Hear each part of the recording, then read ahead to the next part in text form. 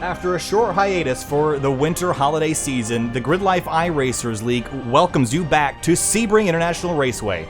Welcome to SimTV. My name is Kyle Heyer, joined by Finney and DeCuna tonight for the return of the Grid Life iRacers League for round 3 of 4 in the championship. The last time we were out, we took on Circuit of the Americas. We had some spectacular battles with guys like DJ Alessandrini, Ken Houseel, and more. As we come into the third round tonight, Ken Houseel stands atop the standings with 74 points over DJ Alessandrini. Andrew Lanning sits third with 53 points. Max Lupfer in fourth with 47. Gil Whittingham in fifth with 42 points. Tom O'Gorman will not be here tonight. He's off in Orlando this week. Everyone from Justin Hilly on back, all listed there as well. So tonight, we take on 3.4 miles of Sebring Raceway.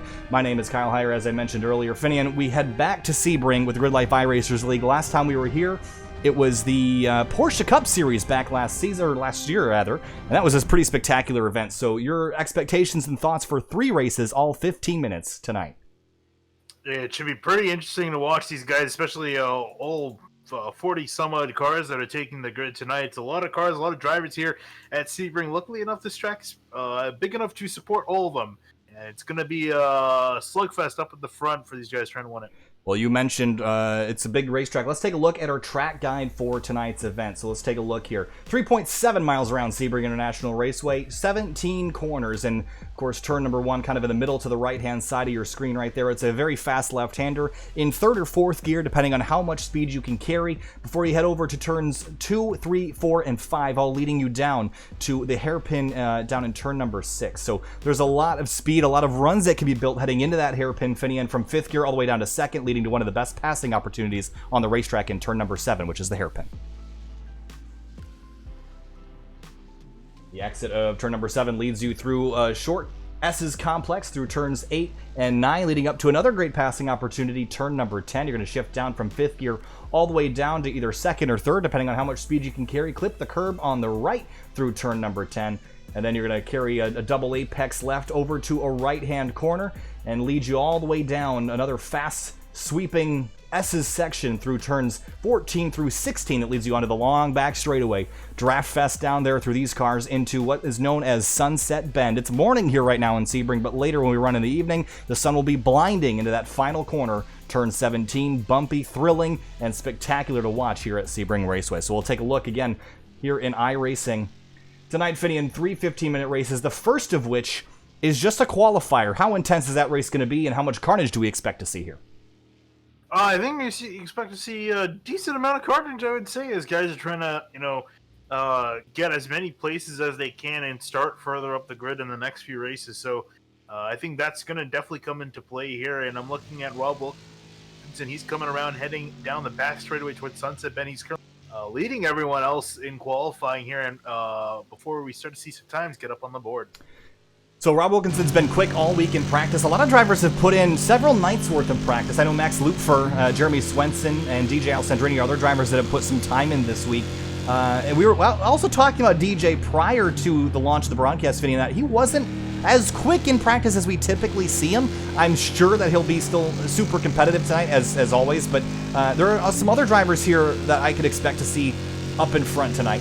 As well as Jeremy Swenson, again, one of those drivers I mentioned, put in a lot of effort and a lot of time this week in his machine, so he'll be good. But a lot of draft here in these cars. They're also kind of, what's the word I want to use, clumsy around here, Finian? Yeah, I think clumsy is a pretty good word for them. I mean, these things are, not the best when it comes to handling. Their strength is more in power, which is not really the best place for this track, because this track is pretty much all about handling and getting through these corners really flat and just dealing with a lot of the bumps. So yeah, these cars, like you said, pretty clumsy around here, not necessarily designed for this type of track. Rob Wilkinson's got a spectacular looking Grid Life paint scheme. Let's ride on board the right front suspension as we head into the turn 7 braking zone. Look at the brakes glow here. It's broad daylight, but these things are red hot already, working so hard to slow these big, heavy 3,600 pound cars down. They've got just over 325 horsepower, but they've got a lot of torque down low, so you're going to keep the RPMs down there to get yourself pulled up out of the corner. Another driver that is returning after a long hiatus, he was actually in Japan. That driver is Eric Catil, so good to see him back in his number 82 and a kind of a cyberpunk livery on board this car. Finney, you mentioned how good it looked earlier. Yeah, well, it's an absolutely amazing car. Hopefully you see it up towards front. Currently 18th on the grid, but we're still waiting for kind of the second round of drivers making it back to the line. Looks like DJ's called it session, and he's going to be happy and content with that 218.5. So Katil works his way through turns 8 and 9. She's a little past that. I think he's towards turn 12 already. It's kind of tricky to see where everybody is here with the camera that tight, but we're going to check out at the top of the board. DJ Alessandrini 4/10 up on Robert Casera, so I guess our concerns about his pace are no more. Casera, though, in the 177, he's been at the top of the board in the charts all week long. Another driver I suspect will probably at least win one race tonight. And here's the thing. Here's the funny thing. We were talking about Eric potentially being in a Honda paint scheme. I thought a Honda paint scheme. It's not Eric. It's Gil Winningham. Gil running a Honda paint scheme, and if it's not the one I was expecting, okay, well that's the torquiest Accord I've ever seen in my life. So Gil firing up on the front straightaway to complete his first lap. Will come across the line at 220.3. That's going to be good enough for about 11th spot. He'll slot in line now. For those that have just joined, we want to kind of bring you aware of something that's brand new here on SimTV within the past couple of days. We have now launched the channel memberships feature. What does that mean? Right next to your red subscribe button, there is a blue join button, and what that does for you is allows you to select from 3 different levels of support for SimTV. There's Larry, Rookie, and SimTV Supporter. At the Larry level, you get some cool emojis you can use in chat. At the Rookie level, you get the emojis, you get some behind-the-scenes content, as well as a SimTV transfer decal that you can put on your race car if you want. That gets shipped after 2 months of membership. And then the final level, the SimTV Supporter, is all sorts of behind-the-scenes content, special videos that will release every month focusing on one league at a time, as well as after 2 months of membership, a SimTV flat brim snapback hat. So some exciting things there. So make sure you check that out and hit the join button if you'd like to support us going into the 2020 season. There's also some Grid Life event vlogs that will be only for members only, so we appreciate your support there. Minute and 50 seconds left, Finian, and most of the drivers have laid down times. Austin Barnes still working his way around and didn't get a time in for lap number 1, and not sure if he'll be able to complete lap number 2 here. Going to be pretty close. Try to make it back to the line. He's only got a minute and a half remaining. Yeah, I don't think he's going to get there. That's a pretty tall task. Other drivers jumping up. Max Loop for 4th place in qualifying. A great effort for the 688. Swenson in 5th. Eric Katil goes 8th quick, and he's been away for a long time, as we mentioned. So he's right back on pace where he belongs, I'd say. Yeah, he can definitely get improved from there. I mean, considering we got 40 guys here. He's currently in the top 10. I think that's pretty successful, and can gain some more. Also, of note, Robert Hartley has just joined the server. Ooh, a little bit late to get in here, but he will make it, and we know how good Hartley is. He'll have to start towards the back of the field, but again, all this is just a qualifier. There are no points on the line in this first race of the night, which means that everyone's going to be super aggressive. We saw this at Circuit of the Americas, but honestly, at COTA, all 3 races were relatively clean at the front of the field. Only saw a little bit of drama here and there. I'm not sure we can expect the same here because of turn 1, Finian. This corner looms. It's bumpy. It gets very narrow. I mean, this track goes from being incredibly wide to support maybe 5, 6, 7 cars wide. And then the racing line, maybe 2 cars, maybe 3 through turn 1 at any sort of speed. Yeah, honestly, I would even go further to say the entire first sector leads to a lot of incidents. You know, like you're saying, turn 1, definitely quite a few. Turns 2 and 3, very tight, narrow section that guys get to, bumping and banging. We might see some incidents there. Then last but not least, in sector 1 is the hairpin, and we see a lot of incidents there with guys trying to outbrake each other, especially on cold tires. And I imagine we're going to see a few more incidents here tonight. DJ Alessandrini going to be sitting on pole alongside Rob Casera here again. Standing starts is the name of the game here at Sebring tonight, and getting a good launch is going to be incredibly important. Lining up for the start this evening. It's going to be 15 minutes before we go off to race number 2, which will be our first point-scoring event of the evening. And there's going to be a lot of race cars lining up on this grid here, Finney. We're going to be all the way through turn 17, even in Sunset Bend at the back of the grid. You see Joseph Dale in the blue car there, the number 28.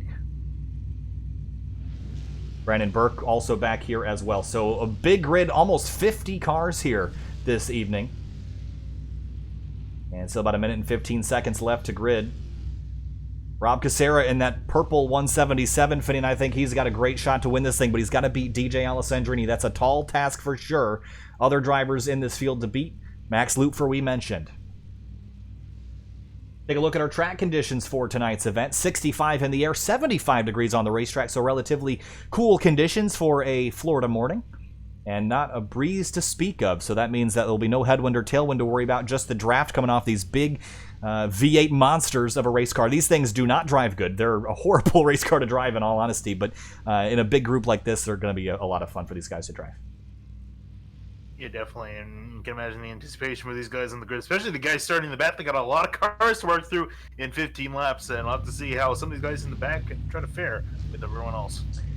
Alessandrini gets on the grid. That should be one of our last cars, just waiting on Federico Asuncao, Robert Hartley, and Aaron Spiegel, but I don't know if any of those... Oh, Robert Hartley did make the grid, so he'll start 36th. That's a heck of a place to make up. Engines are revving. Here we go. 15 minutes from Sebring. Green flag flies, and the Grid Life iRacers Crowd Control Cup. Round number 3 is green.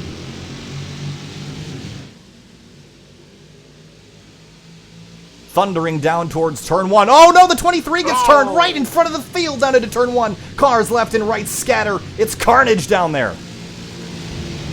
Got a massive accident in the middle of the field in the front. That's the worst place to still have more going around. Wilkinson. Oh man. There's about 8 or 9 cars all wadded up and more still going around at the exit of turn number 1. That was a mess, but at the front of the field, Casera's gotten the lead away from DJ Alessandrini, Swenson, Jonathan Davis, DeShong, and Catil making out the rest of the grid here. Lupfer's got some big front-end damage as well. He was involved in that collision. That's certainly going to hurt the performance of that race car. You see Pennington popping out of line already. Yeah, I think the big thing is going to be, for him is that car can make it to the end of the race with that much damage. Certainly got to worry about the radiator damage on this race car. Into the braking zone, Val DiPietro in the green 102 had Ryan Carwile to his inside, but looks like that was all pretty kosher there. Car off in the background. I believe that was Nicholas Sarter in the 20. He's gone for a spin. There's a lot of drivers, Finney, that were involved in that will have to start from the back of the grid in race number 2. That's not what you want to be doing in an event like this.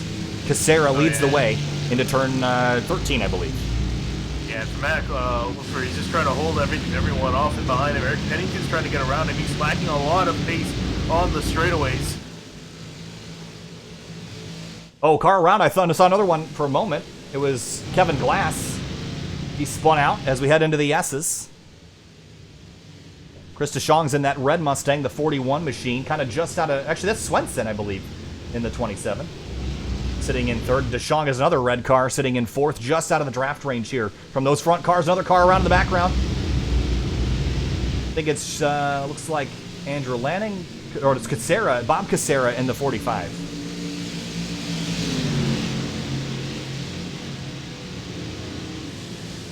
Another car at the back of the field. Brandon Burke spun out. Big damage on the nose of that car out of turn 16.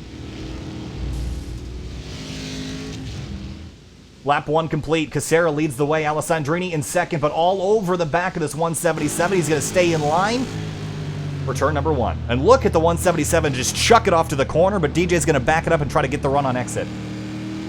Yeah, really, Casera able to take advantage off the line on this initial start of the race, able to take it away from Alessandrini, trying to do his best to keep him in back. If he can keep Alessandrini held back, he's pretty much doing good. I think really DJ's his only real threat. Bit of a gaggle back here for about 14th or 15th spot. There's Dan McVicker in the number 40, and that's Carwile on the outside in the red and white car with the blue logo on the hood. Side by side through 3 and 4, bit of contact on corner exit, but all still clean and green here.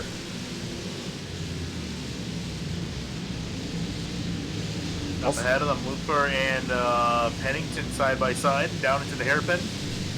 Lupfer just trying to hang on for dear life to get that starting position he needs to compete in race 2. Pennington going to throttle out on exit right alongside them, door to door as they head towards turn 10. Eric Catil, strong start for him in the 82 down the inside of Jonathan Davis in the 34. He'll have that spot. Brakes glowing on the 82, but he's clear.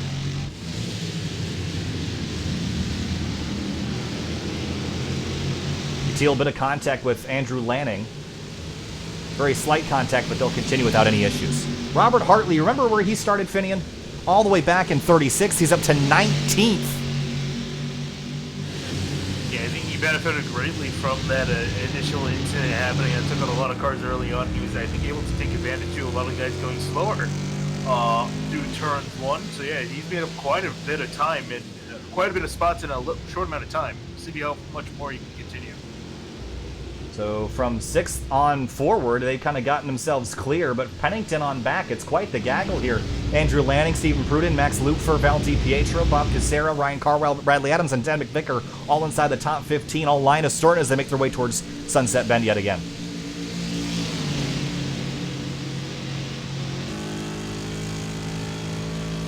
You see DiPietro on a line up the road, going to go to the inside of I believe that is Lupfer in the 688, still struggling with the speed on that car down the straightaways with all that front end damage. Yeah, he's just a sitting duck down these straightaways, and here he has to go again. He can't do anything to DiPietro, he's just going to drive away. And he's got to worry about now Casera behind him as well. Yeah, up in front, the other Casera has lost the lead to DJ Alessandrini, who at the line did lead that lap. So DJ to the top spot for now. Chris DeShong still in front of Eric Catil, but Catil closing the gap a little bit, was a couple hundredths quicker on lap number 3. A car around in turn 1, it's Nick Nelson in the 663. Let's go back and take a look at how this one happened. There was certainly some contact. Let's look from up above.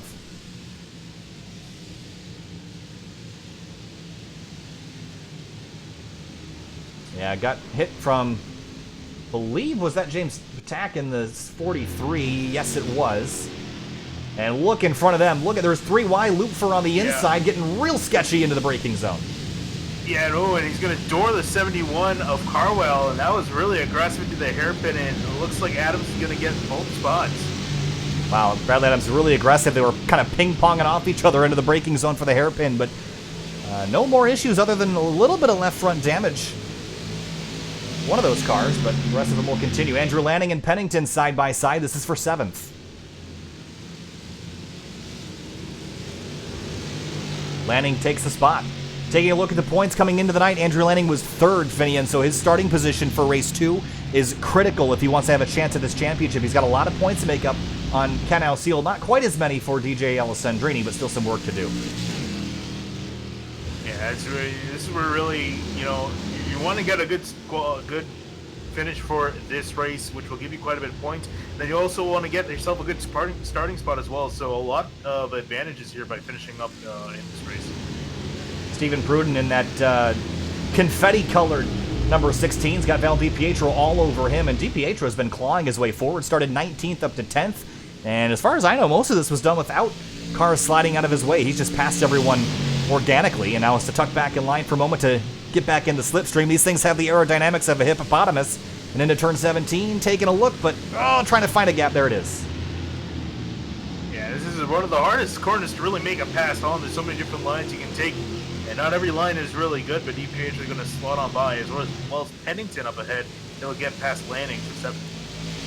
7 minutes and 40 seconds left in this race. Pennington and Lanning, you mentioned it, side by side into turn 1. Pennington on the inside taking the defensive line. Behind them, you see Bob Casera on the outside of Bradley Adams in the 69, who started this race in 16th, so forward for him as well.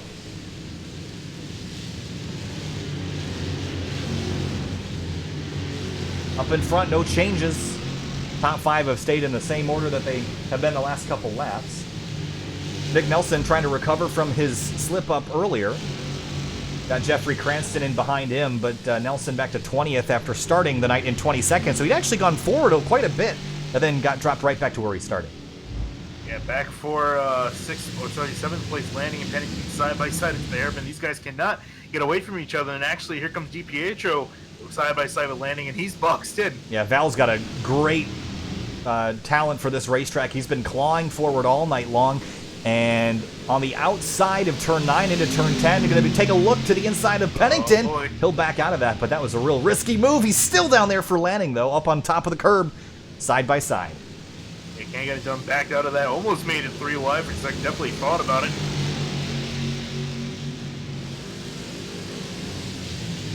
Pruden tucks in back to 10th. DiPietro's not done yet. Big jump over the turn 12 curb.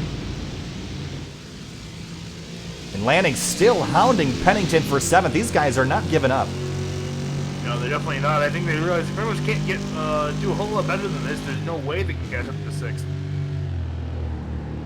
These cars do have anti-lock brakes, but if you're using that much brake, you're doing something wrong. I mean, they have enough grab that you don't really need to go into the ABS. And the problem is, once you're in the ABS, you can't panic brake. So this is one of those cars where if you're following someone and you're using, you're into the ABS, you're going to hit them if you miss your braking point.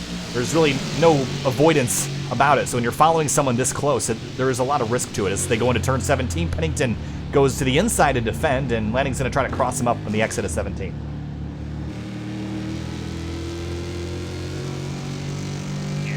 The car tight to the curb, going to be off of the exit, and here he's going to get a draft down the front straightaway now. Into turn 1. Door panel to door panel, mirror to mirror. And taking the short way around, brakes glowing. He has the spot. Pennington crosses up, but has to jump on the binders for a moment. Side by side at a 1. And Lanning still manages to clear him before they get to turn 2. Yeah, it almost hit him in the quarter panel as well, knocking him sideways, but Lanning going to hold a spot for now.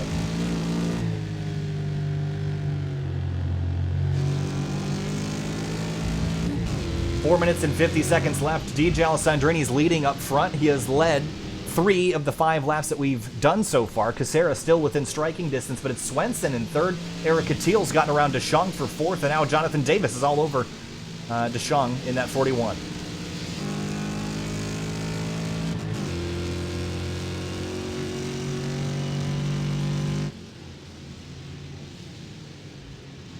They're still chasing down Alessandrini up in the front, and both these guys haven't really gotten rid of each other.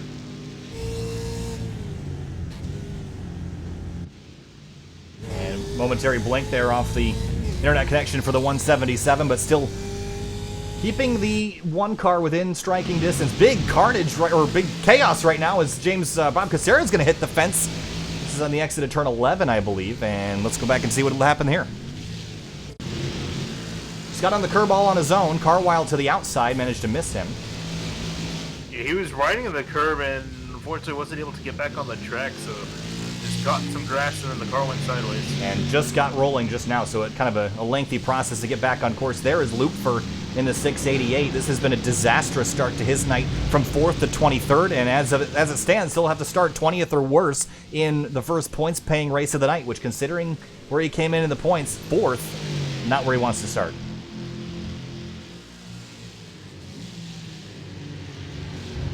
How about Robert Hartley, too? Up into 14, trying to take away, or actually he's up into 12. Andrew Rasmussen, I think, has had an issue and resets off the racetrack. Here's a look at what happened to him. Oh, got loose on the curb in 16. And right behind him, it was another car that spun out with him. I didn't see what number that was. 2 cars around in turn 16, and that looks like their night will be done, at least for race 1. Davis is all over Deschong for 5th place, rather, but couldn't quite get the move done into 5, or turn 3, rather. They'll have to try again and do 5, 6, or 7.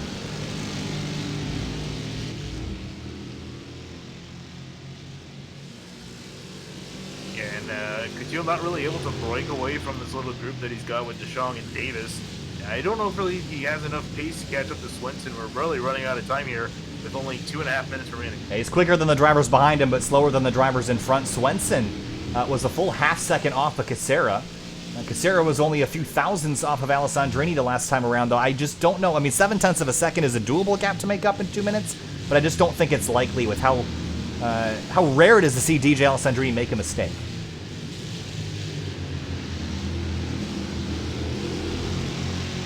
Eric Cattiel, though, how about this return for this young man? He went to Japan for some work business for almost a month, I believe. He was gone for a long time. Just returned last week. A push from Deschong out of turn 13. He's been working on his EG Civic for the 2020 Grid Life Touring Cup season. So he hasn't really had a whole lot of time on the simulator lately, but like riding a bike for the 82 driver.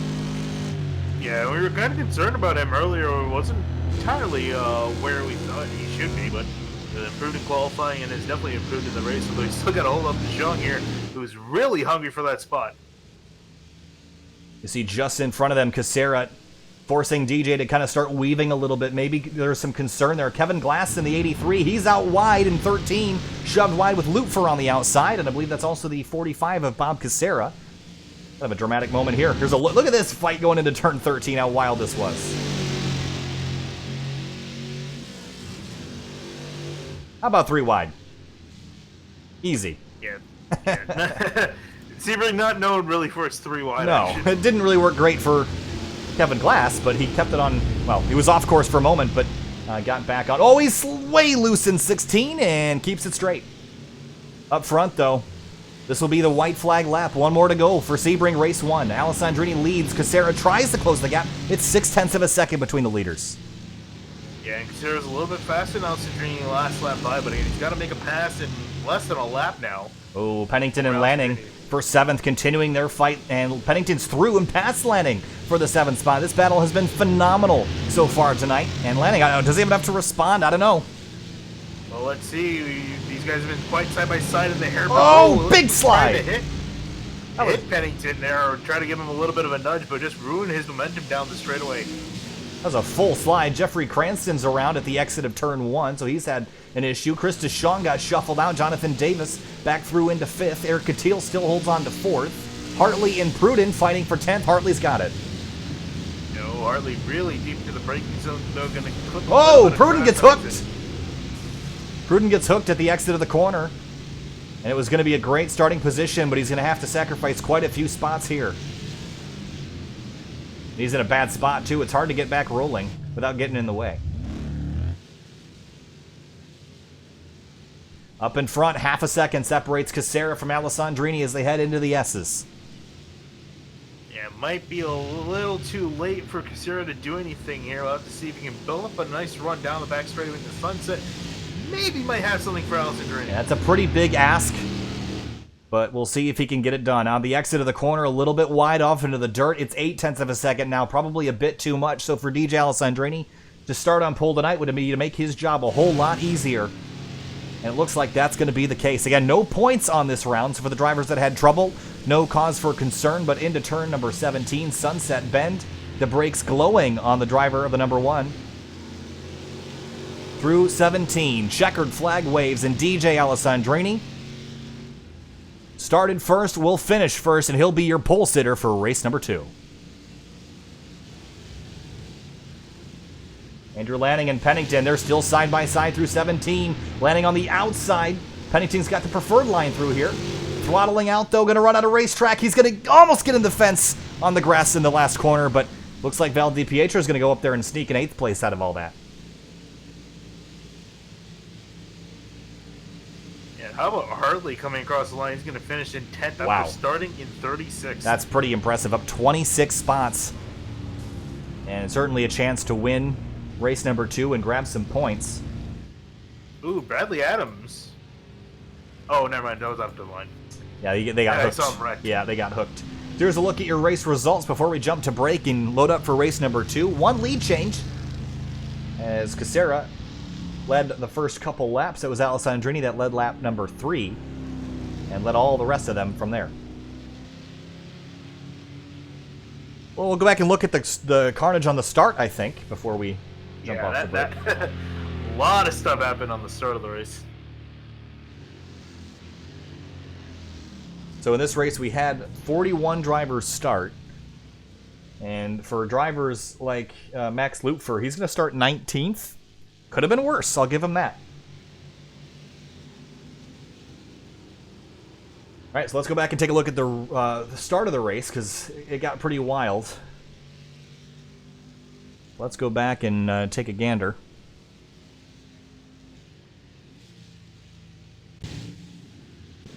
Exactly how this started. All right, so I think... Oh, not really what I wanted to show.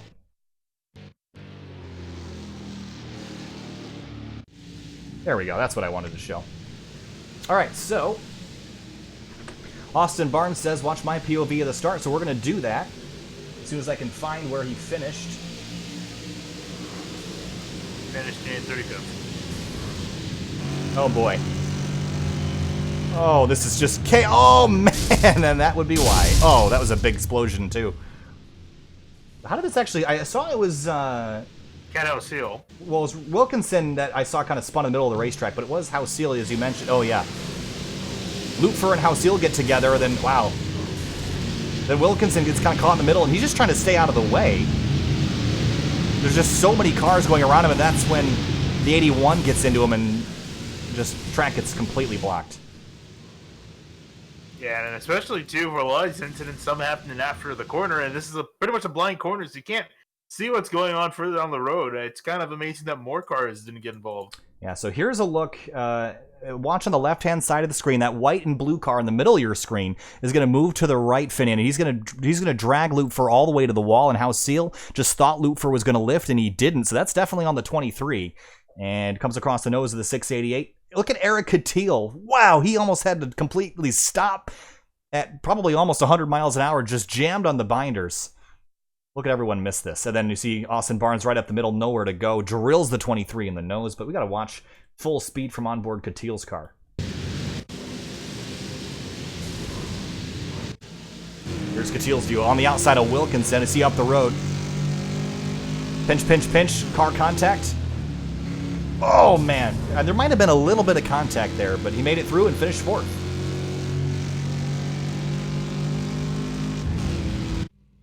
All right, so with that, we're going to jump to break for just a couple minutes. Stay with us. We'll be right back for the start of race number 2.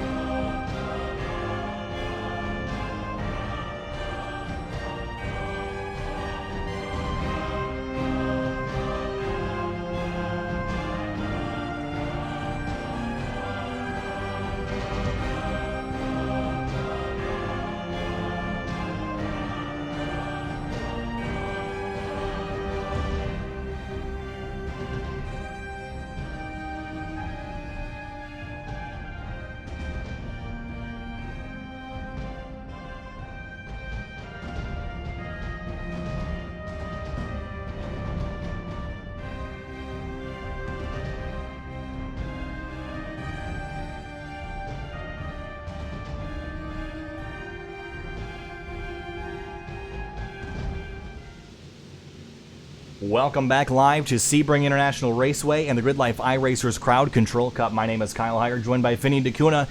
Finian, race number 1, 15 minutes, and we saw quite the chaotic carnage, especially down in turn number 1, but that was all just to qualify for this race. So drivers like Rob Wilkinson, Ken House-Seal, and Max Lutfer, all involved in that collision, will have to start towards the tail of the grid. Expectations for them, I mean, we saw Hartley go from 36th to 10th. Do you think they could pull off something similar? Oh yeah, I definitely think they can pull off something similar, and I imagine they're going to do everything in their power they can.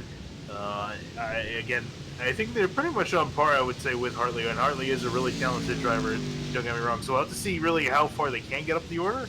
I think they're going to be facing a little bit more kind of competition now that some guys are kind of more or less where they probably would be based on my last race, so we'll have to see. So, with the change in race comes a change in time and a change in weather. Air temp now 75 degrees Fahrenheit. The track temp, Finian, 116. That's going to make the lap times a whole lot slower and a whole lot more slippery. Do you think that's going to impact who wins this race or just how slow they go? Yeah, I think it might impact how slow they go. I really don't see really any major upsets. Potentially Hartley. He's going to be starting this race in 10th place. He has a shot at getting up to the lead, so we'll have to see. I'm keeping my eye on him pretty much for most of tonight. Let's say, remember, for race 3, how we grid, it's the finishing order from race 2 with the top 10 inverted. So I would say a 10th is almost as good as a win in this race number 2, about to get ready to go racing right now. Again, another standing start. We saw the carnage and calamity last time out. Likely we'll see something similar this time. Your pole sitter, DJ Alessandrini, Rob Casera going to start on the outside of the front row, then Swenson, Catil, DeShong, Davis, Pennington, DiPietro, Lanning, and Hartley are top 10. Then it's Patak, Adams, Carwile, Dice, Cobb, Nelson, Abbott, Casera, Lupfer, and Kevin Glass, the rest of your top 20. So a whole lot of cars on the grid, this time 39, the last of which is Rob Wilkinson, all the way at the back of the grid. There's a whole lot of cars he's got to pass. Look at all these machines here for the Grid Life iRacers Crowd Control Cup. Yeah, right ahead of him too, Ken House-Seal in 37th. Both his drivers got a long race 2 ahead of them. Alessandrini takes the grid, and just waiting on Rasmussen and House-Seal. 8 seconds left in the gridding process. Will they make it to the grid here, Finian? I don't know if House-Seal's going to make it. 3, 2, 1, and it looks like House-Seal and Rasmussen are going to miss the grid. Here we go. Alessandrini in command of this one, waiting for the green flag. Green flag flies, and we're racing at Sebring for the Grid Life iRacers Crowd Control Cup. Points matter now, and the chaos towards turn 1 begins.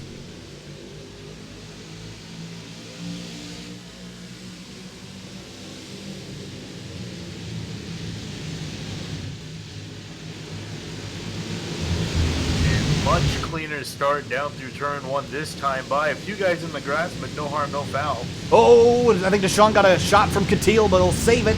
And I see Lupfer 3 wide in the background, but he's got it collected. Carwile aggressive on the back of Bradley Adams. Nowhere to go for him. Alessandrini leads the way. Casera all over him. He found out how good DJ Alessandrini was last time out. He's not going to let him run away with this time. Yeah, he's going to try to give him a shove. Let's see if he has a peek down into the hairpin. Perfect passing opportunity. Where does Alessandrini go? He's going to go block on the left. Casera going to stay in behind. In behind them, the front top 10 or so are all in line, but from there on back, it's absolute chaos into the hairpin. Everyone's stomping on the binders. They get slowed down. I think, for the most part, we're through without incident.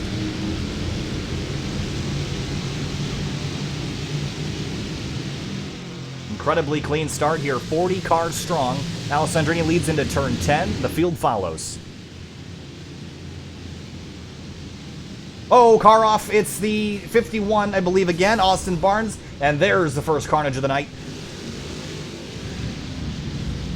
Bob Casera also involved. Kevin Glass is in it. And more. Oh, looks like Wilkinson just snuck his way through.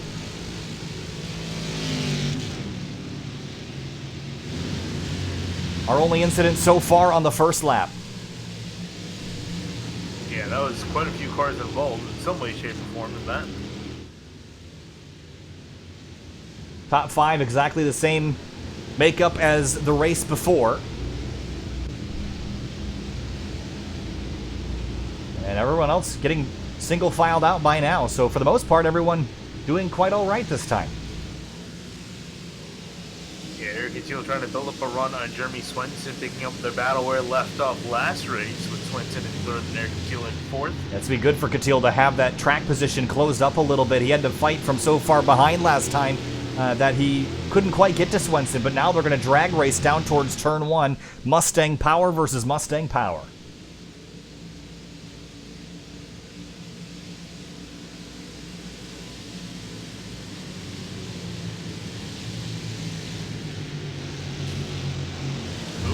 A bit of a shove behind. I think it's Deshawn that's going to go wide on corner exit. Jonathan Davis and Lanning might have had a bit of a hand in that. And Davis is going to go on the inside up the road. You see Catillo to the inside of Swenson. Contact. Catillo's going to spin. Hard impact to the fence. Oh, and Deshawn also going to go around as well off of Lanning. So 2 cars off. Oh, right back into the middle of the track. Trying to get recovered. Catillo drops down to 20th. Again, this is a points-paying race. And Deshawn still stuck. Now he's rolling all the way back down towards 30th place. In the lead, Casera crosses over, tries to get around on corner exit, can't quite get there. Bob Dice has gone around for a loop. Let's see how this... He went off the nose of Carlisle. Yeah, Carlisle came off the edge of the curb and looped around Dice. Heading back up. Now the floodgates have come loose and everyone's starting to use the bumpers. Catillo, I think, has gone off again, or at least real slow in the hairpin. I think he's got some fairly significant... Oh yeah, he's got engine damage on that 82. Gonna be a disappointing first race for him.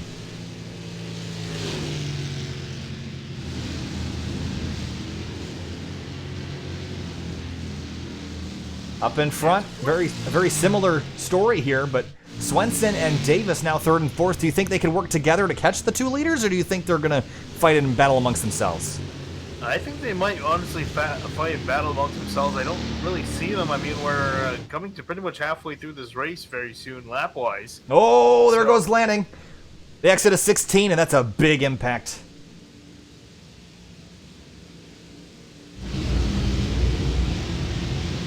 Yeah, just got loose off the corner. Yeah, it's a very easy place to do it with the wide, flat curb that kind of encourages a little bit of track limit abuse. Benson Ty in the 503, kind of a matching car to Austin Barnes. He's had a little bit of trouble on the exit of turn 16. Stephen Pruden and Dan McVicker side by side into Sunset Bend. And Nathan Schlevine behind them, trying to use the outside line to get a run on the 35.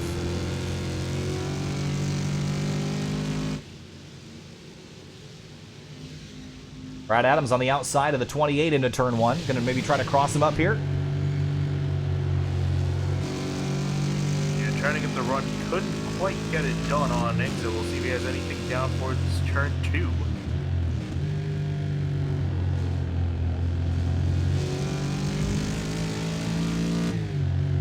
He's got Max Lupfer in behind. And Lupfer, remember, he started 19th, so he's on a mission now to gain some points. Because the guys he's battling in the championship are up the road. Speaking of a man on a mission, Robert Hartley trying to take away 4th place from Davis. Yeah, Hartley again started 36th in race 1, finished 10th. As we got a little bit of drama behind Austin Cobb. Bit of a hit there, and Lupfer has also, I think he's had an issue. Oh yeah. He was on the outside of, that was Brad Adams, and they get together into the braking zone, and Lupfer just missed his zone entirely and ended up kind of catching the 28 of James Tack in the process. Yeah, it was clipping the grass as he was coming to the braking zone. That's the last thing you want to do while you're on the brakes. Could have been a lot worse for him, though. All things considered, got out of that okay. Adams now defending from the 28.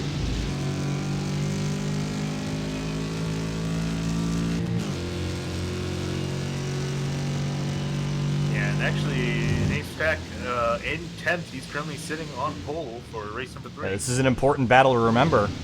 As you mentioned, 10th place will be pole for that 3rd race. The other points-paying race tonight. So, whoa, a bit of a bobble there on the back of Adams. But you see up in front, DJ Alessandrini, half a second in front of Casera. But I haven't seen Rob be able to really put pressure on the one car yet, as you see Hartley doing and Jonathan Davis. And he'll actually have this spot into turn 17. Yeah, Yeah, Casera's been able to keep up with Alessandrini, but hasn't been able to really show any pace to be able to pass him, and that's, I think, the key difference. So Hartley up 6 spots from 10th to 4th. Again, his climb in race 1 qualified him in a great position. He's just managing to also capitalize on it in the second race of the night, first points-paying event. I don't think he's really... Oh, he is in the picture in the points. He's 8th in the points with only 33 scored for the first 2 rounds. Now, considering that Tom O'Gorman is out, and we haven't really seen a whole lot of Justin Hilly tonight either. I don't even know if he's in the grid. I didn't see him anywhere on the grid, though. He's in this race. I'm scanning through. Don't see him. Yeah, that's 2 points-paying positions that someone else could grab by the end of the night. Swenson just hasn't had the pace of the front 2, so he's kind of fallen into the grasp of Hartley now as they head towards the hairpin.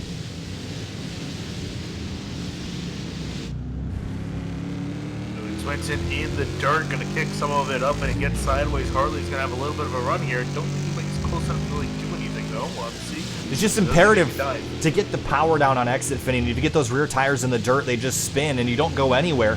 And you're just kind of spinning your wheels, and these cars are... I consider them momentum cars, not because they can corner well, but because it's so important to keep your corner speed up if you can, because there's just a lack of it in general. So the engine will save you a little bit, but it's not that powerful of a car, only about 325 horsepower. So corners are a lot more important in this thing than you would think. Yeah, especially the exit, and I think that's really paramount, especially on some of these straightaways. You can lose a lot if you don't get your corner exit right.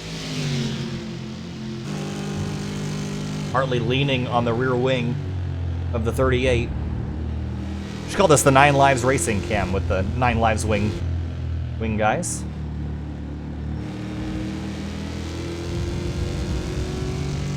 Now the draft coming into effect here, and you see behind Pennington and Austin Cobb, this is a fight for 6th, and Eric Pennington has been having a spectacular night so far. And earlier in the night, he was fighting with Andrew Lanning, who was already crashed out of this race.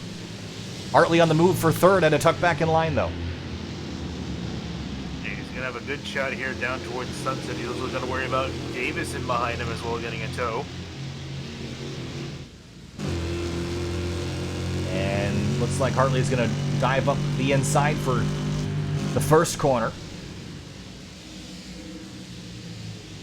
This is always a challenge. You get this car to rotate when you enter so close to the inside, and it looks like Davis is going to take that opportunity to get to the inside of Swenson. It's going to be a drag race to turn 2. Who's going to get there first? Looks like Swenson will hang on. Yeah, well, Hartley's going to pull off to the inside. Looks like Swenson's actually going to let him on by.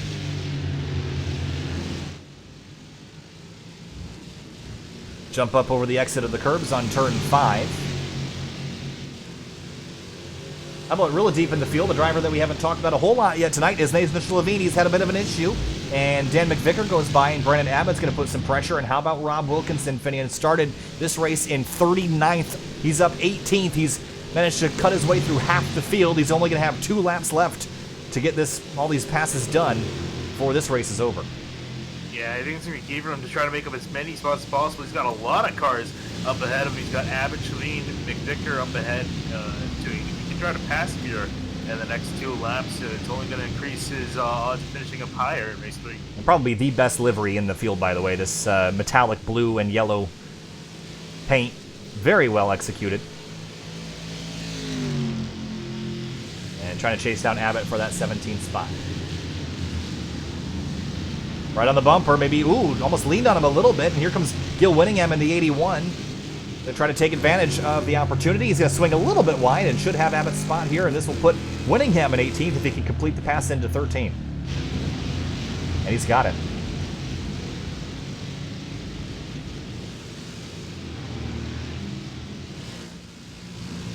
This Accord was, well, the Accord-sponsored Mustang was kind of battered and bruised. He's gone from 38th to 18th. So he's kind of followed Rob all the way up through here. The Ford Accord. The Ford Accord. I dig that. For the lead, Casera leaning on the rear bumper of Alessandrini here, Finian. 2 laps to go, and looks like Casera's stepped up his game. Yeah, really has, and he's looking much more of a threat at this point in the race than he was last time in race 1. So he's right over the bumper of Alessandrini. He has 2 laps to get something done. dive off into turn 1. Alessandrini a little bit wide. Casera can't quite commit to throttle. DJ's out of the dirt. Here comes Casera for the lead. Side by side for the top spot here in the Grid Life iRacers Crowd Control Cup. Deep in the brakes into turn 2. And somehow Alessandrini hangs on to that, but it's going to kind of mess up turns 3 and 4 here. So Casera's going to try to bite while the iron's still hot. Yeah, and I think Casera backed off in turn 2. I think he's trying to set up a run down the straightaway here, but Alessandrini also got a good run out of turn 3.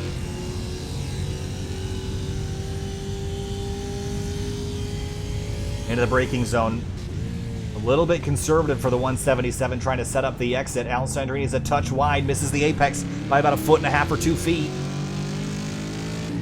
In behind these guys, Davis and Cobb and Jeremy Swenson all in a group for 4th.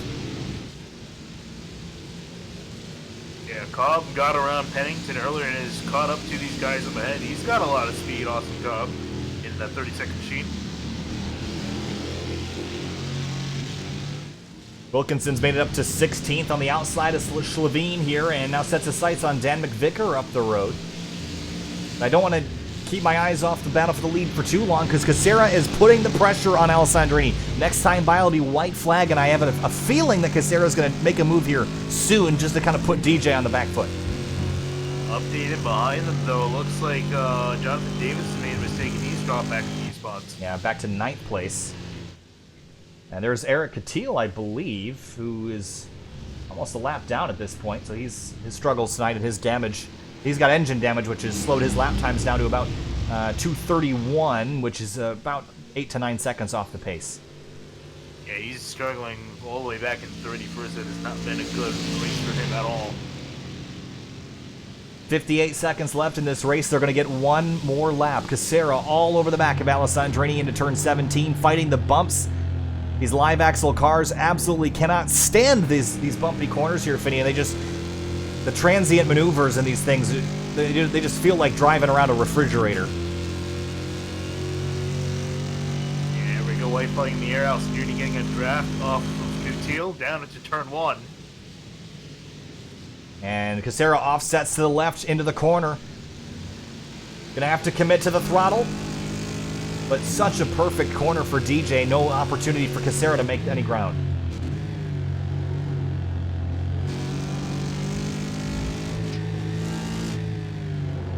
A bit of a rear wheel slide.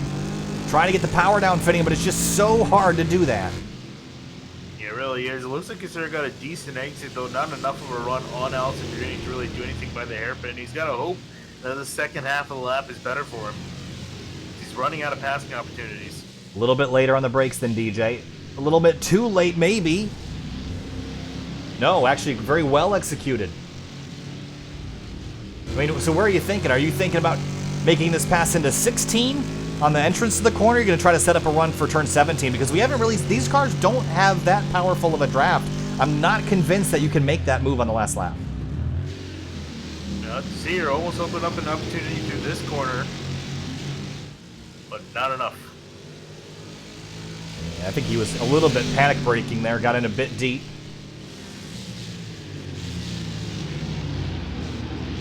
This is such a crucial corner. Big slide for the 177. That was a very important corner to get right, and Casera just murked it just a little bit. He's got to build that run all up. I think it's pretty much going to come down towards that last straightaway, down towards Sunset. How greedy do you get with these curbs? You see Casera pushing the issue. You can kind of cut these a little bit if you're careful. Oh, Casera tried to set it up, and I think just missed it. But still a pretty decent run. I just don't know if it's going to be enough. He's trying to get a little bit of draft, but like you were saying earlier, just not enough of a draft off of Alessandrini. Schlavine's gone for a loop in the background, but no, mind you. Casera dive into turn 17. Doors open. Can he make the move there? Alessandrini's a touch wide. He slips. He slides out of the final corner. Drag race to the line, but it's going to be DJ Alessandrini pole to victory in race number 2. Casera's unfortunately going to have to settle in for second place, back in behind them. Robert Hartley's going to come across the line in third, Swenson fourth, and Austin Cobb rounding out your top 5. Yeah, Cobb started 15th, so 15th to 5th for him is quite the finish. Eric Pennington and Val DiPietro are separated by only a 10th. But the driver that will be starting in the catbird seat for race number 3 is Ryan Carwile. He will be your pole sitter for race number 3 tonight. And the rest of the field comes on through. No other significant battles. Oh, big mess after the start-finish line there for some of these cars. Yeah.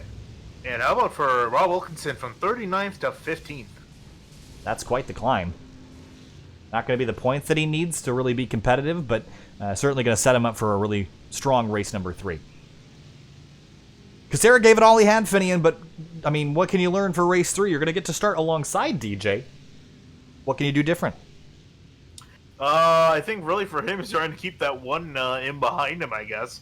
He seems somewhat successful in doing that at the beginning of the first race, and I thought he would have been able to do that the most of the race, but Alessandrini was able to get on by. And pretty much it seems once Alessandrini's got in front, Casera just has been able to make a passing opportunity. I think for drivers like Eric Cotillo, that was a bit disappointing. I mean, he had such great pace, but it got kind of caught up in an incident. Andrew Lanning, the same thing, as did Bob Dice. Max Toyer in the 994 car. He did start the race, but didn't really end up going very far, and ends up 35th. Austin Barnes, Ken Hauseal. Hauseal didn't even start, so I'm not really sure what happened to the 23. But it was anticipating kind of a mess, so decided not to run that one. Stephen Pruden, 16th. Wilkinson, you mentioned 15th. Lupfer up to 12th. So that was a pretty good run for him.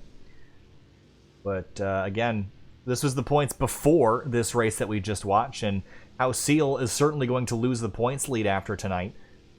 But Alessandrini is going to try to take it. Andrew Lanning is certainly going to drop out. So really, Alessandrini is going to walk out of here with a pretty sizable points lead after race 3 if all things go as they have so far.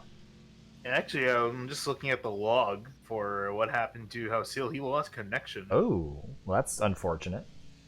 Yeah, so that's why he wasn't able to really get back. I think he's struggling with internet connection. Hopefully he gets back for race 3.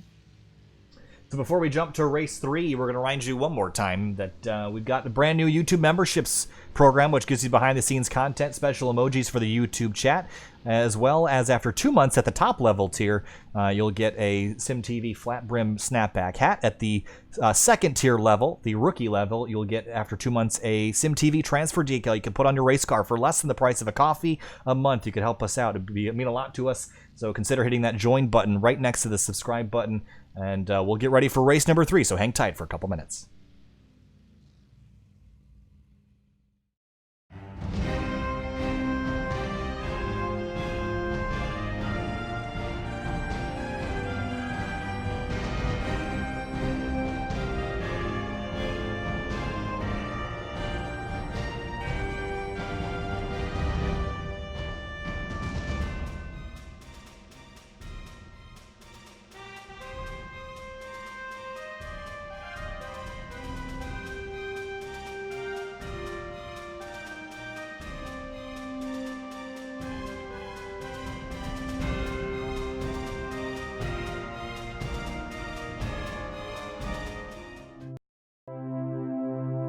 To most, driving is just a mundane task between point A and point B.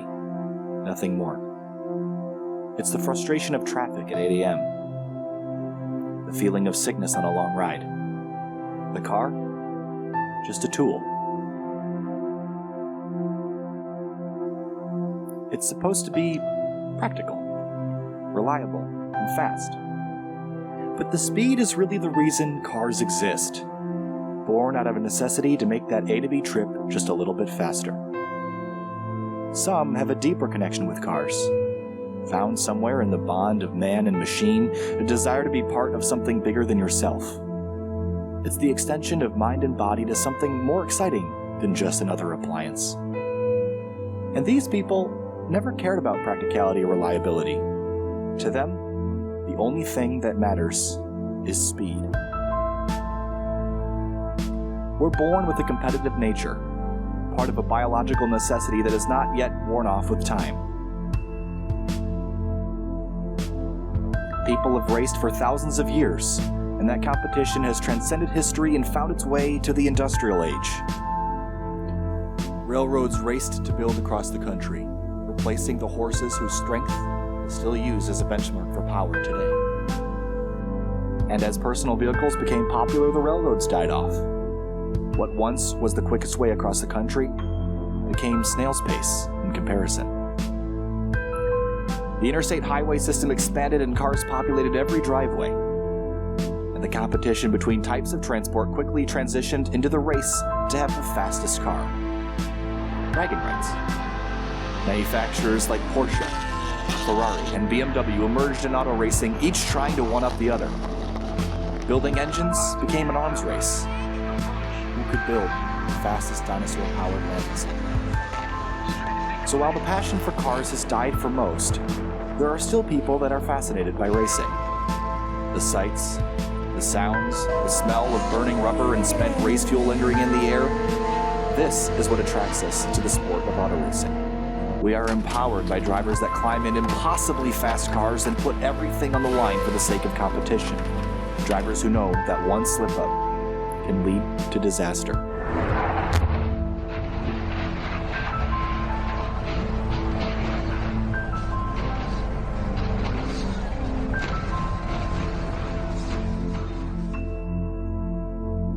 And for the longest time, wishing to be a race car driver was just a childhood dream.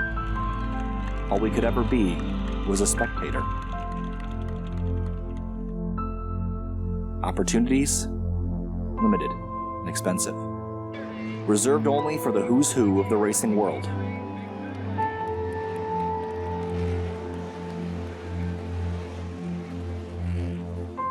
Until now.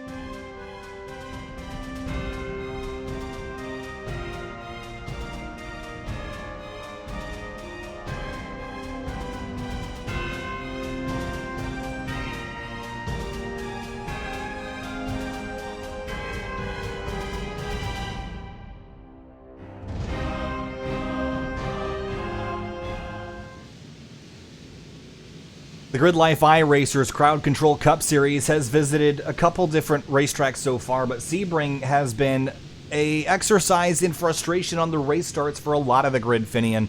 We come into race number 3. This is the last points-paying event of the night. We're going to take the race finishers from race 2, invert the top 10, and that is our starting order. Is there anybody we should be concerned about? Is there anybody that can dethrone Alessandrini? Because he's been the tough one to beat so far, not only this season, but also tonight. I think so far in this race, the only one really able to keep up with him in the first place is Robert Kucera. And even then, he has been struggling to kind of make that coveted pass on Alessandrini. So we'll see here with the top 10 inverted, that'll kind of come into play a little bit as far as keeping those guys in behind. And this will definitely play into the hands of Hartley, who I think definitely has a pace. Obviously, drove up from 10th to 3rd over the course of last race. He's going to be starting ahead of Alessandrini and Kucera, so we'll see that gives him a little bit of a benefit. So about 2 minutes and 50 seconds left in the warm-up here. Everyone kind of getting their last practice laps in before this racetrack is off the schedule before we head to Road America next week. Let's take a look at our track conditions for our third race of the night. Very similar to race 2. I think we saw overall less carnage in race 2, though, so the track temperature doesn't seem to be having a huge effect. But, you know, this car, we discussed it earlier, kind of jokingly, talking about it having the aerodynamics of a hippo and the driving like a refrigerator, but the reason why this car is so awesome, Finian, is because it's got so much torque, and it just drives so terribly that it becomes so unpredictable, especially on corner exit, that I think that's what makes it exciting. So, I mean, there is certainly a layer of unpredictability, almost like that of the Porsche Cup car. We ran that here a couple seasons ago. At any given moment, someone can miss their braking zone or misapply the throttle and either crash under braking or crash under throttle, and it's just fun to watch people kind of wrestle an alligator like this thing.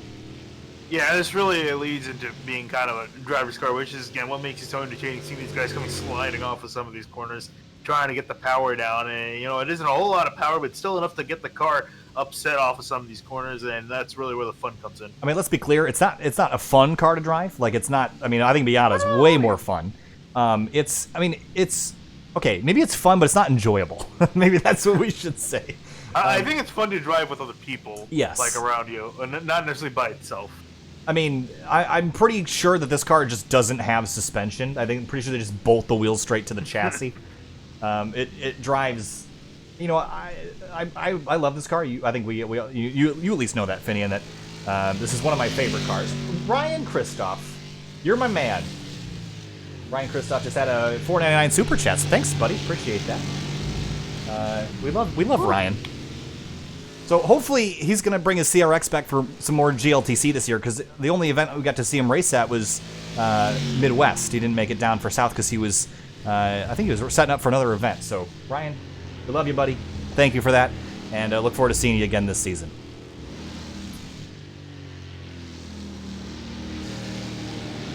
Robert Hartley, maybe the wild card here, Finian. I think that was the discussion you were having earlier, was how good he was coming from. He's worked his way up here from the back of the grid in race 1 to continuing his fight forward in race 2, and now he's going to be as a front runner in race number 3. Between Hartley, Kucera, and Alessandrini, take a pick. You know what? I'm going to pick do the fun pick. I'm going to pick Hartley. That's the fun pick? Yeah, Alessandrini's the boring pick. I'm sorry, DJ, but you're the boring pick. All right, warm-up complete. Let's turn them loose one last time tonight. These cars are... Can I use my word, Finian? Oh, yeah, sure. Antediluvian. Oh, man. I mean, honestly, in context of most of the other content in iRacing, the term fits pretty well. I don't know what year this is. The year must say it's got to be like an 06 to... Or like it's 05 to like 09 or 2010. I don't even know. It's not a new car. That's for sure, but it's one of the oldest ones in iRacing. It just recently got a visual update a few builds ago, which actually helped it tremendously. But it did? Yeah. It got new shaders. Oh, yeah, okay. I thought you were talking visual update in the terms of like the Skippy, where it got like rebuilt. No, they'll never rebuild this car. They should, but they won't. So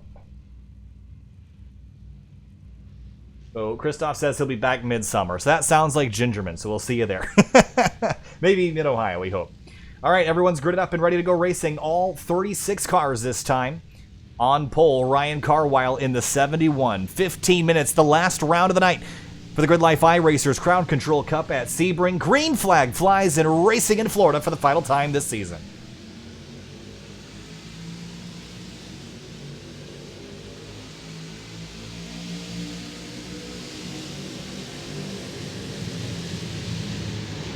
Hartley gets turned by Oh! the 36 sideways. In No, he's turn not one, gonna save it. flying back across.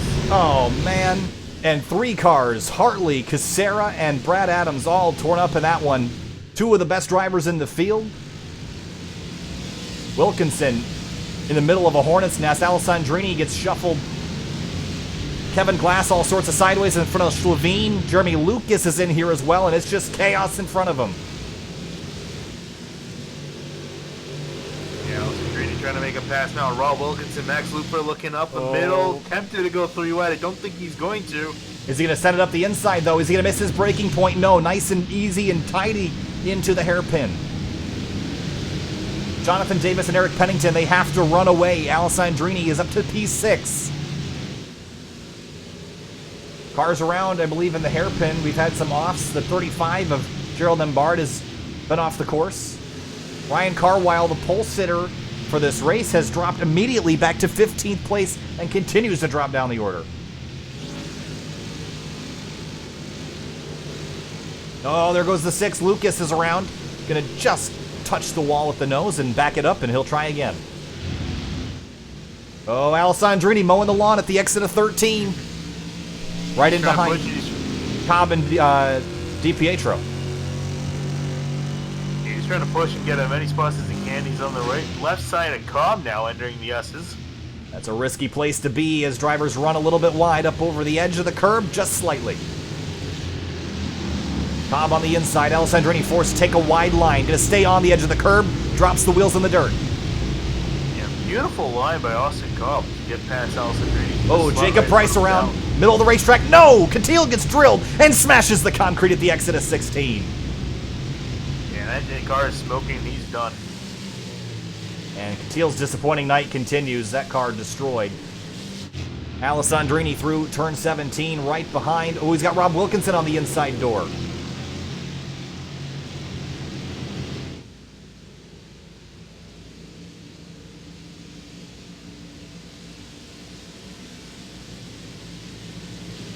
Jonathan Davis trying to run away while he still can. Lap 1 complete, and he's clear by 9/10 of a second over Pennington, Swenson, DiPietro, and Cobb, the rest of your top 5. Yeah, remember Davis had, even though he finished around 9th and 10th, he had a top 5 car. Ran pretty well until he made a mistake in race 2 to put him further back in the top 10 to give him a good starting spot. So he's going to be able to drive away from some of the guys. And speaking of which, here comes Jeremy Swenson now trying to make a pass on Pennington. Yeah, Swenson got a great run off of turn 5. And now going to try to cross over and take a look into the braking zone behind. You see Alessandrini, Rob Wilkinson. Contact there! Really dicey into the hairpin. And they somehow avoided making any contact. He got very, very close to it. Wilkinson just gave Alessandrini enough room. And Alessandrini's kind of struggling to get past some of these guys. Yeah, I think he knows how important it is to get by these cars because he can see the leaders driving away up front. But he's quick enough, Finian, that if he can get up to 3rd or 2nd, I think it's still a foregone conclusion at this point. But it's taken him quite some time, as you mentioned. Oh, Cobb's in way deep into turn 10. Almost got in the back of DiPietro. Alessandrini's spinning the tires on the corner exit. Yeah, he's really pushing hard, trying to get past Cobb. He's trying to fake out Cobb into that turn. That's why Cobb had such an awkward line into that corner, trying to defend from DJ. You see behind Wilkinson and Chris DeShong dropping wheels off in the dirt as well. Gil Winningham. Oh, car around. It's Kevin Glass in the 83. And he's been really struggling with this corner in particular tonight. He's going to drop back down to about 20th spot. Oh, another car. That's the 35 of Nembard. Same spot, same thing. Austin Cobb going defensive on Alessandrini. What's your thought about going defensive into 17? That's a pretty hard corner to run around the inside on.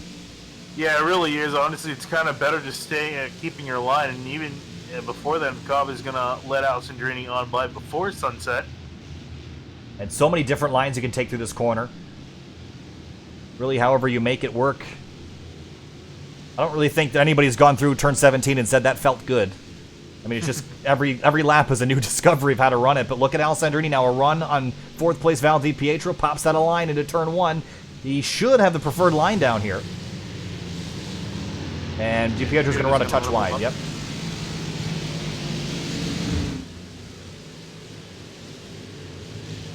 Under 10 minutes to go, you see Loop for off in the background.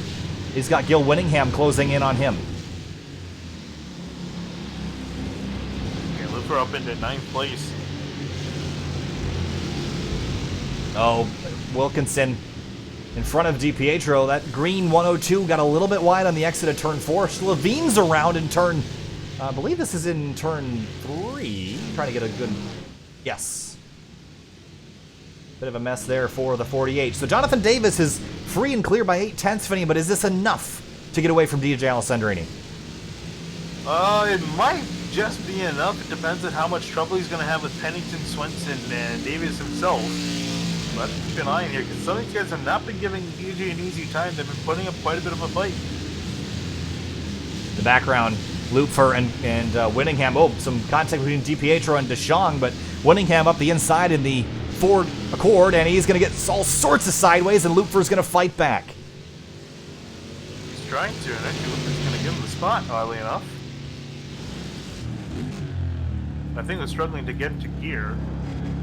Yeah, this car made it more challenging to shift in a recent update, Finney, and they made the gates a little bit harder to get into, so it's pretty tricky to get it right all the time. I mean, I think you're bound to miss at least one gear. Here is Max Toyer in the 994. We haven't talked about him at all yet tonight. Started 34th up to 19th, a great climb for him so far. Yeah, I think one car we definitely have to look at. Look at Austin Barnes' car. And tell me what's wrong with it. He's 14th. Oh. Yeah.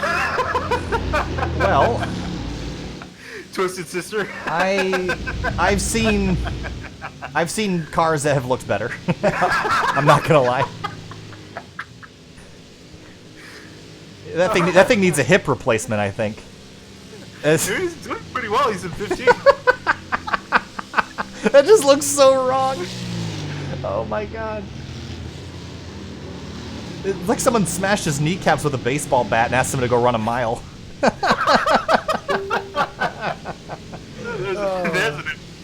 Yeah. I mean, he's just driving us all sorts of sideways. It's the best. It's just the best. Oh my goodness. Well, you know what? Austin, A for effort, buddy. I mean, it's still driving. I just want to watch him for the rest of the race. Can we just watch him?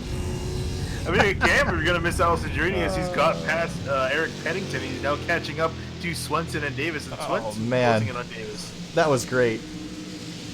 Yeah, I guess back to reality is you mentioned Alessandrini closing the gap on these front two, and I don't know, Finian, it's going to be hard to hold off a hard charger. Yeah, it really is. I think he's going to have to make a mistake, and that's a pretty rare occurrence out of the number 1 car.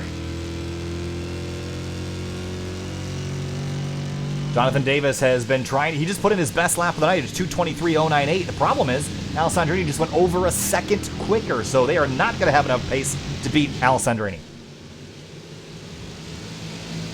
Yeah, I think they're going to have to do some really intensive defending to keep the DJ in behind him, because, yeah, like you're saying, pure pace, Alessandrini is going to wipe them on the They're going to wipe them on the floor?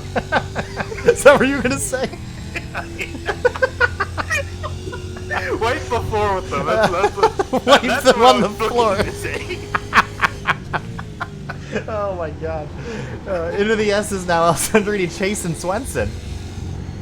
This is Swenson's opportunity to get a race win. I don't think he's going to roll over for DJ. No, I don't. Either of these guys are going to. I imagine he's going to put up a really hard fight. This is the best shot at getting a win here. In behind, you see, that's Pennington and Austin Cobb. This is for 4th. They're side by side. Wipe them on the floor. Wilkinson saw a hole. He's going to go for it. Got it woed way down on the inside of 17. Got to throttle back up. Down the front straightaway. Oh, man. To make a move on Davis. Getting really dicey for the lead. 3 cars in a fight. 5 minutes to go. Swenson all over the back of Davis. Go wrong really quickly if one of these guys makes a mistake. Oh man, DJ's looking racy on the outside, he's got time to pick his line. I don't think he's gonna rush this. Wilkinson just made a spectacular pass on Pennington for 5th spot. Kinda had a little bit of a slip and slide over the edge of the curb, but got it done. Look at this battle for the lead here. 4 minutes and 45 seconds left. Swenson and Alessandrini trying to hunt down Jonathan Davis. There we go. Whoa! Switch of a line for Swenson down to the hairpin. Going to try to open up a lane on Davis. He's there. Oh, that was really tight. Whoa! And sliding is Swenson trying to get back on the gas. Yeah, DJ sees an opportunity here on the left of Swenson, but Swenson's going to have the preferred line into turn 10. But then the track swings back to the left. Swenson down into turn 10, way late on the brakes. Is he going to be to the inside? He will. Side by side for the lead. Are they going to rub doors? No. Alessandrini tucks in behind. Going to try to follow the 14 of Davis back to the front, but Swenson still has the inside. And unfortunately, they got a right-hand turn up ahead for Alessandrini, so he's at a disadvantage. Here they go. He's going to try to make it stick on the outside. That's not... Oh, he made it work. How did he do that? Unbelievable. Oh.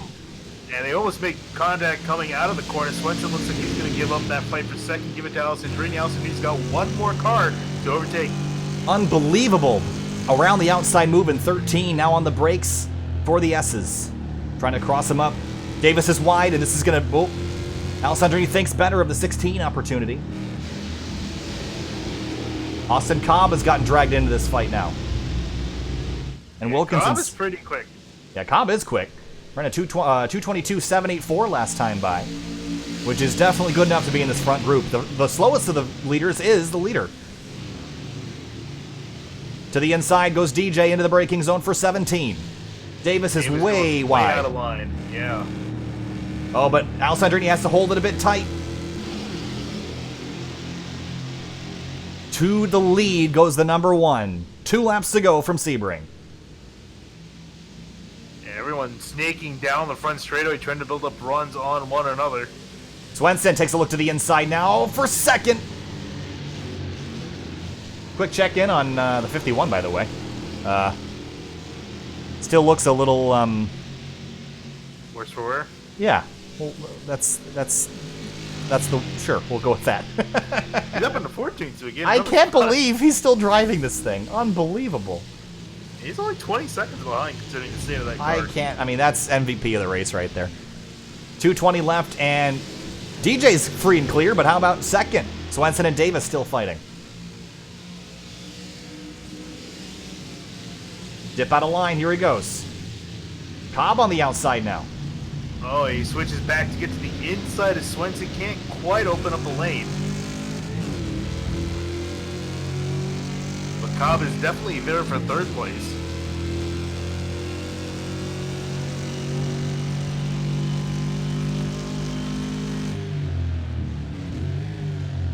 Oh, to the inside, Swenson slips. Cobb can't get the power. Slips on exit as well. Yeah, he slipped on the power, couldn't get the torque down. And he, oh, big mistake for Cobb. Yeah, missed a gear, so Wilkinson will slide on through to fourth. Shang and DiPietro, they just traded spots for seventh. Alfred Rodriguez has gone around for a big spin. This is, I believe, at the exit of turn 5. And here's a look at how this happened, all on his own. And just a silent little slide around towards the back of the field. And Austin Barnes is actually closing in on 13th. Is this the most unbelievable thing you've ever seen? It really Look is. at his steering wheel. Yeah, he's pretty off pace on the straightaways too, with the extra drag of the car. With the sides sticking out, he's losing about 5 miles an hour by the end of the straightaway. He's got the wheel cranked straight while he's making right-hand corners. Oh, man. This man is my hero. Unbelievable. We're looking on board from Jeffrey Cranston, who's following in behind. Kind of have to offset yourself to the left to get the slipstream. He's just Tokyo drifting this whole last corner. Someone's got to call up Vaughn Gittin Jr. about this guy. Vaughn can drift a Mustang. No. Austin Barnes can drift a Mustang. Oh, man. Last lap, 1 to go, and Swenson has fallen victim to Cobb, and Pennington and Wilkinson trading spots for fifth. Wilkinson on through.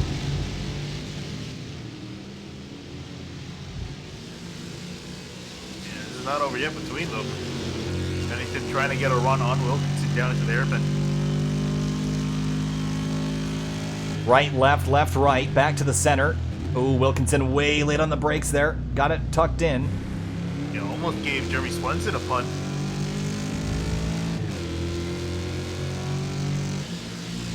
Behind DeShong and Val DiPietro, these guys have been absolutely hunting each other down. And DiPietro's got a great look into 10, swings right. Here he comes.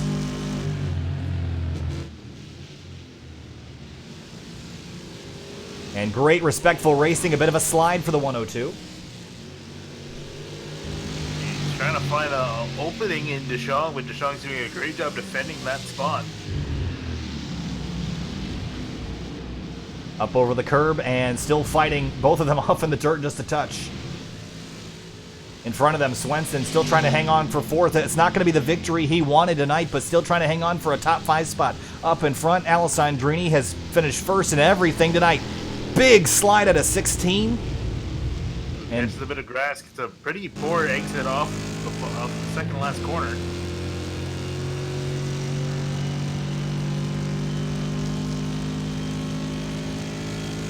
And I don't think... Oh, look at the mess behind him. Swenson, Wilkinson, Pennington all together. Through Sunset Bend, DJ Alessandrini has won everything tonight, but we're watching the battle for fourth, side by side. Alessandrini wins. Pennington gets by Wilkinson as he locks up the brakes into the final corner. Pennington all over Swenson now. Bumper to bumper as they come out of turn number 17. And looks like it'll be Swenson, Pennington, and Wilkinson behind them. DeShong and DiPietro. Photo finish across the line. 46 thousandths of a second between those two. Oh, and back with Austin Barnes. Oh, no, he gets into Pruden. Oh, no, at the last second, he's in the fence. Aw. Come on, Austin, get back going. Get back going, buddy. Come on. Come on. Go. Yes. Yes. Come on. A little Mustang that could. No, he's not going to get a top 15, but still good effort. 16th for the 51.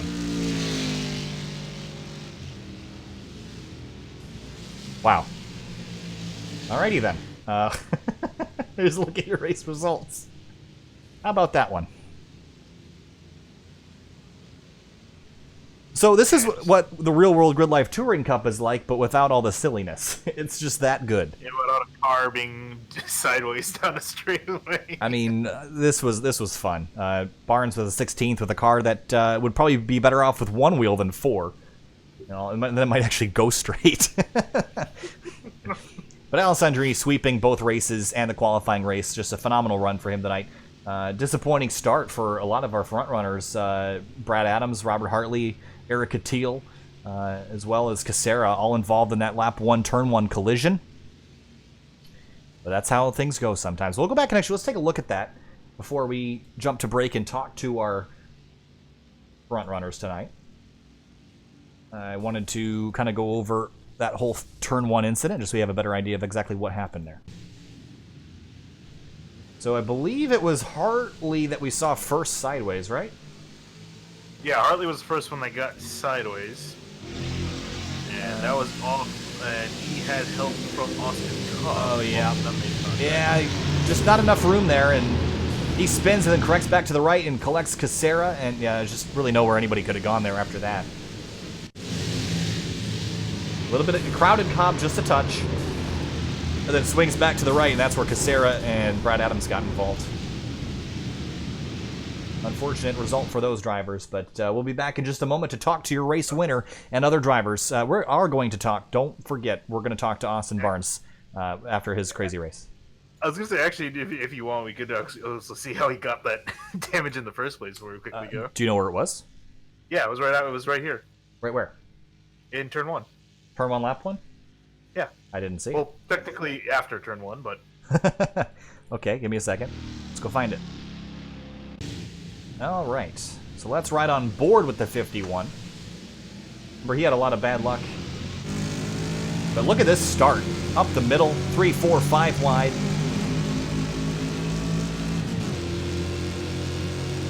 And on the bottom of the Captain Crunch machine and into turn 1.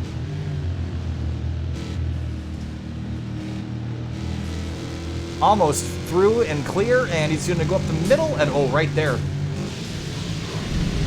Yeah, we're gonna look at that in slow motion. I didn't really get a great look at it. 51.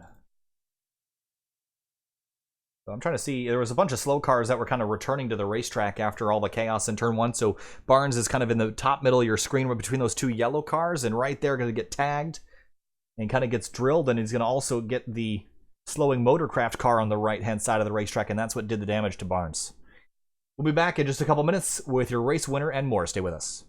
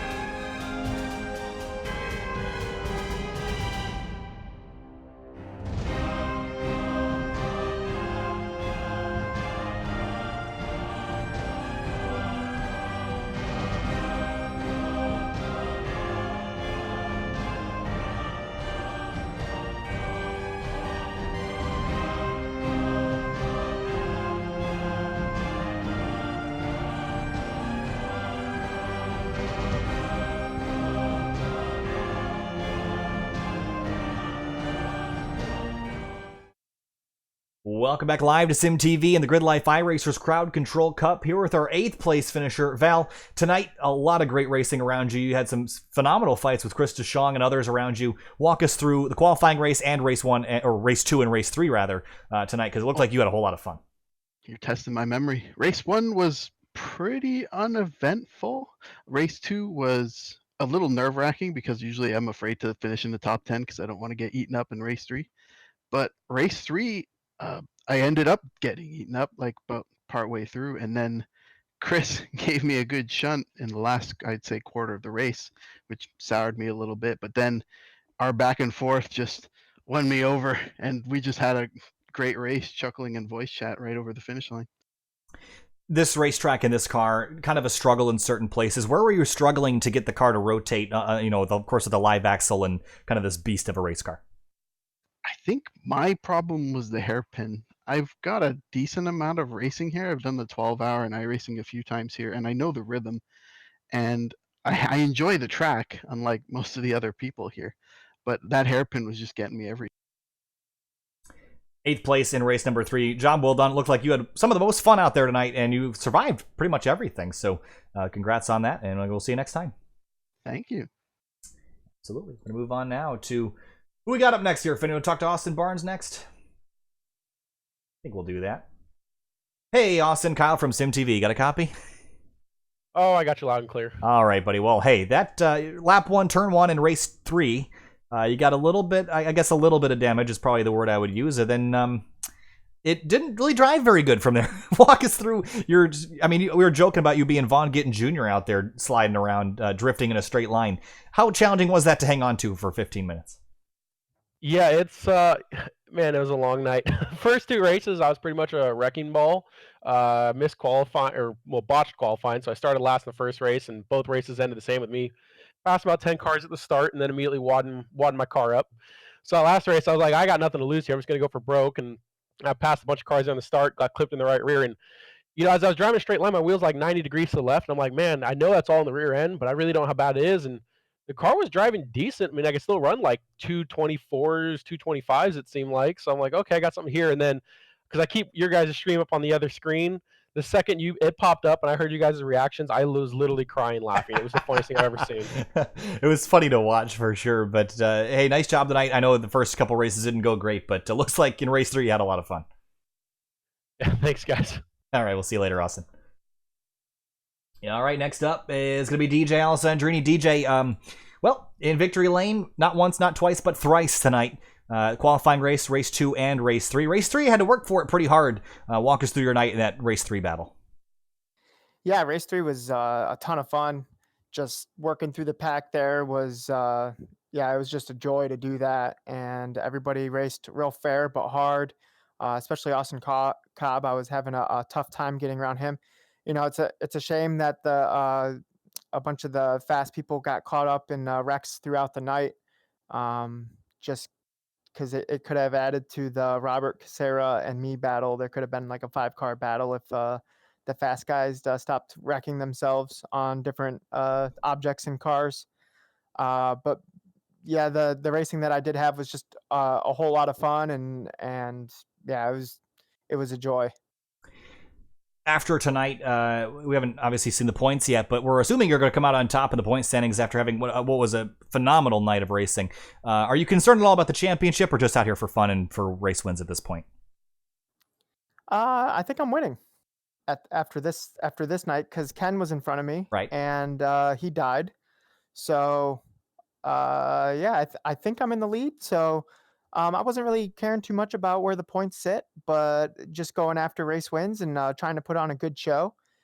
And yeah, and it was just a ton of fun for me. If you guys would let me plug something real quick, Sure. I recently started streaming on Twitch.tv.